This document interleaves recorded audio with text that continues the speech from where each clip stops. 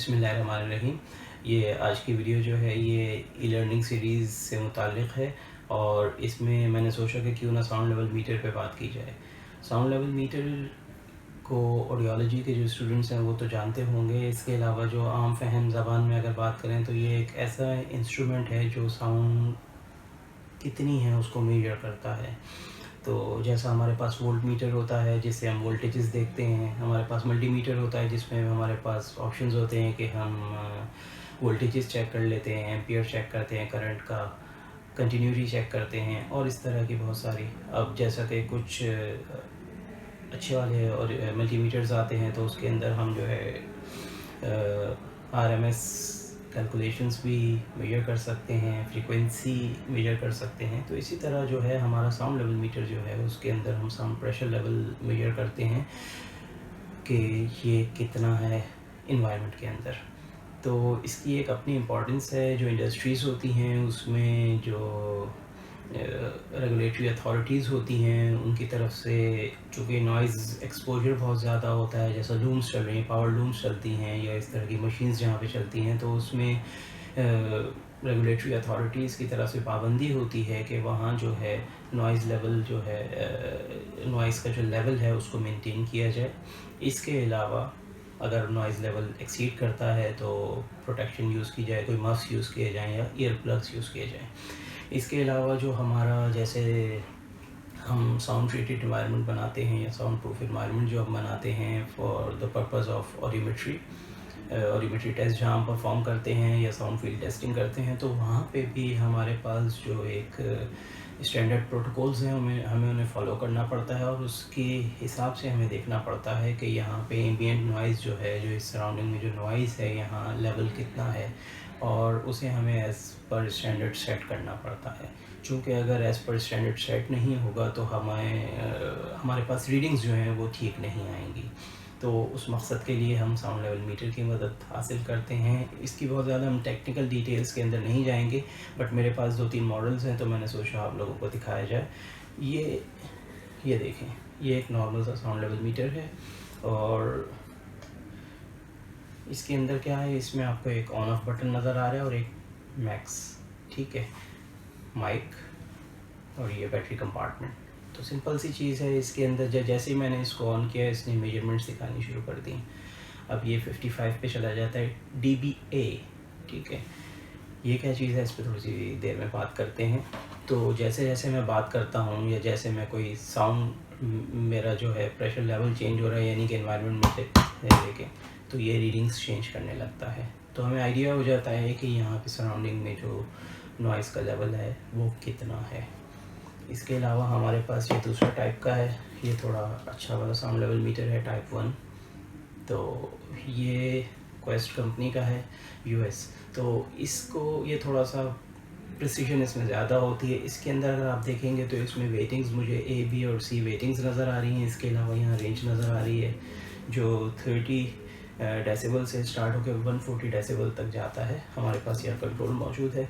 इसके अलावा इसमें जो इसकी सेटिंग्स है, फास्ट है, स्लो है, हम पॉज कर सकते हैं अगर इसमें हम कोई रीडिंग पॉज करना चाहेंगे। इसके अलावा साउंड प्रेशर लेवल और बहुत सारे ये फीचर्स जो हैं इसके अलावा ये बताता है। और ये देखें, ये मैंने ऑन कर दिया है। और इसकी एक और अच्छी बात यह है कि ये कंप्यूटर से भी कनेक्ट हो जाता है। इसको हम ऑडियोमीटर कैलिब्रेट करने के लिए इस्तेमाल करते हैं। ऑडियोमीटर कैलिब्रेशन में एज एन ऑडियोलॉजिस्ट तो हम नहीं करते हैं, बट चूँकि हम कोर्स में पढ़ते हैं कि उसका एक आइडिया तो हमें होता है कि किस तरह कैलिब्रेट किया जाए। देखिए अभी ये इसके ऊपर रीडिंग्स आनी स्टार्ट हो गई हैं, तो आपको तो शायद आप विजुलाइज कर पा रहे होंगे, नज़र आ रहा होगा इस पर रीडिंग्स चल रही हैं। और ये मॉडल 1200 टाइप 1, तो अच्छा साउंड लेवल मीटर है। और इसके अलावा मेरे पास एक और तीसरा मॉडल है जो आप कह सकते हैं कि थोड़ा सा पुराना वर्जन है। ये एम्प्लेट का मीटर है, ये देखें, उसके अंदर डिजिटल था, इसके अंदर मैनुअल टाइप का, जैसा हमारे स्टेबलाइजर्स में या वॉल्यूम यूनिट जो हमारे ऑडियोमीटर्स होते हैं जब हम स्पीच ऑडियोमेट्री करते हैं, तो ये उस तरह का इसमें एक मीटर दिया हुआ है। और इसमें 2 कंट्रोल्स यहाँ पे दिए हुए हैं, जिसमें एक जो है हम रेंज सेलेक्ट करने के लिए करते हैं और एक जो है वेटिंग के लिए है कि ए वेटिंग करनी है, बी वेटिंग करनी है, सी करनी है। इसके अलावा यहाँ पे हमारे पास फास्ट और स्लो सेटिंग होती है। इसमें भी यहाँ देखें बैटरी का कंपार्टमेंट दिया हुआ है। इसमें तो बैटरीज डलती है 9 वोल्ट की बैटरी, जैसा ये बैटरी है हमारे पास। इसको पावर करने के लिए, चूँकि ये पुराने मॉडल्स हैं तो ये ज़्यादा बैटरी हो सकता है लेते होंगे, तो इसके अंदर 2 बैटरीज डलती हैं, जबकि इनके अंदर हमारे पास 1 बैटरी डलती है। अच्छा, इसके अलावा इसमें आप देखें यहाँ पे तो आपको माइक ये सामने नज़र आ रहा है, माइक सामने नज़र आ रहा है जो आवाज़ को वो करता है। इसका माइक इन्होंने अलग से सेपरेट ये माइक दिया हुआ है। देखिए, अगर हम इसको, इसमें एक फ़ीचर ये है कि इसको हम डायरेक्ट भी यहाँ पे लगा सकते हैं और इसके अलावा इस केबल के थ्रू भी कनेक्ट कर सकते हैं। इस केबल में इस माइक को लगा देंगे और ये केबल जो है ये यहाँ कनेक्ट हो जाएगा। इसकी इम्पोर्टेंस क्या है इस पे बाद में बात करते हैं। इसके अलावा ये देखें, ये एक चीज़ नज़र आ रही है, साउंड लेवल कैलिब्रेटर है, साउंड कैलिब्रेटर। इसमें हमारे पास यहाँ बैटरीज डाल के हम इसको ऑन कर देते हैं। चूँकि ये एक इलेक्ट्रॉनिक डिवाइस है तो with the period of time ये हो सकता है कि ये अपनी जो है कैलिब्रेशन इसकी वैसे ना रहे, तो हम जो रीडिंग्स हम चेक कर रहे हैं तो हम ये मेक श्योर करना चाहते हैं कि जो हम रीडिंग्स जो हमें मिल रही हैं वो ट्रू रीडिंग्स हैं, बिल्कुल ठीक रीडिंग्स हैं। तो उस पर्पज़ के लिए इसको कैलिब्रेट करने के लिए हम ये कैलिब्रेटर यूज़ करते हैं।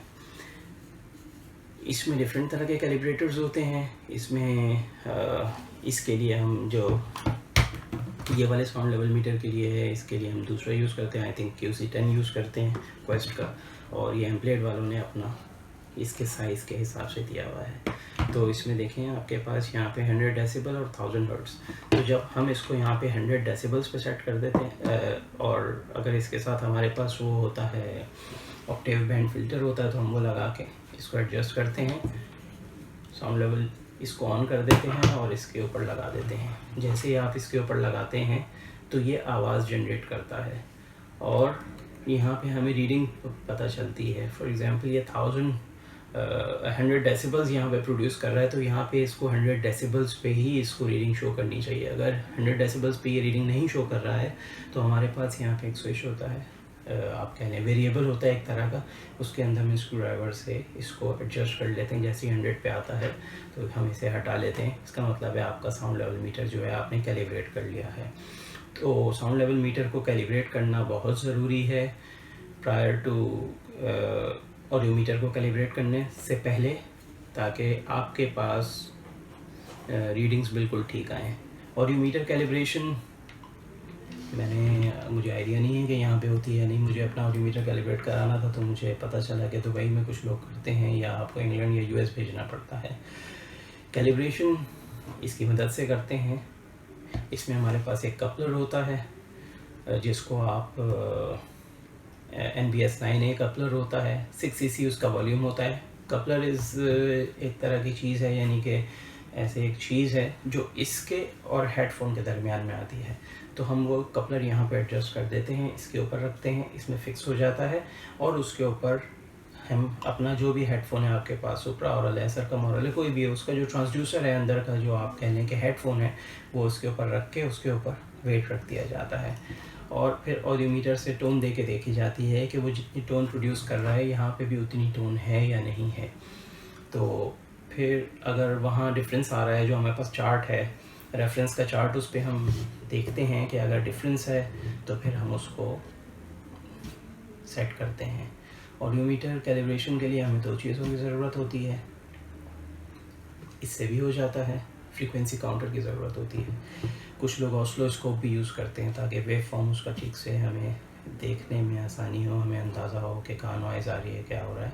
फ्रीक्वेंसी काउंटर से हम ये देखते हैं कि अगर हम 1000 हर्ट्ज़ की फ्रीक्वेंसी जनरेट कर रहे हैं तो आया कि वो 1000 हर्ट्ज़ ही है या नहीं है, विद इन रेफरेंस के जो लिमिट्स हैं उसमें हैं या उसको एक्सीड कर रही है, तो उसको फिर आप सेट करते हैं। कुछ ऑडियो मीटर्स में कुछ अब कैलिब्रेशन मोड के लिए भी इसके जो